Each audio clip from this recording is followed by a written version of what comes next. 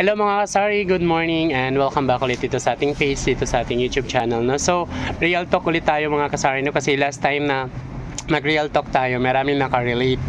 Totoo ito mga kasari, yung sinabi ko last time na pag nagkaroon ka ng tindahan, marami ka talagang minsan nakagalitan, nagkatampuhan, or nakaaway. So, more likely mga kasari nakarelate natin. Ganun pa man, meron tayong real talk ngayon ulit. Okay? So, bakit na tayo nag-real talk?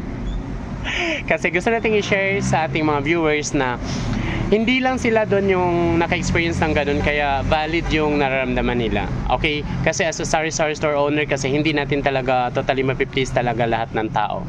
Merong magtatampo, merong mag-iinggit, merong magagalit, or merong ano man tawag doon, merong lihim na galit sa'yo. Hindi mo maiwasan yun. Pero, ganun pa man, magpatuloy pa rin tayo sa ginagawa natin, sa pagtitinda, kasi yun yung kinakabubuhay natin. Yun yung hanap buhay natin. So, magpatuloy lang tayo. Kahit na may mga problema o may mga pagsubok tayo sa pinagdadaanan regarding sa pagtitinda. Okay? So, yun lang. Kasi wala namang nagiging successful na huminto ka sa kalagitnaan ng pagtitinda mo, wala naman nagiging successful. So, ang mga nagiging successful talaga is yung mga nagpatuloy. Okay? Yung mga sinunggaban yung mga opportunity, yung mga pinagdaanan yung mga pagsubok at napagtagumpayan. Sila talaga yung mga nagiging successful. Okay? So, I hope you learned something, no? So, real talk lang tayo, no?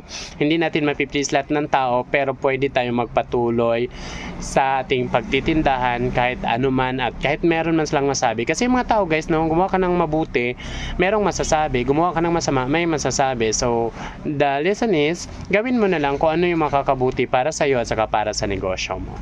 Okay, I hope you learned something mga kasari. If you like this video, please like and share and follow my page.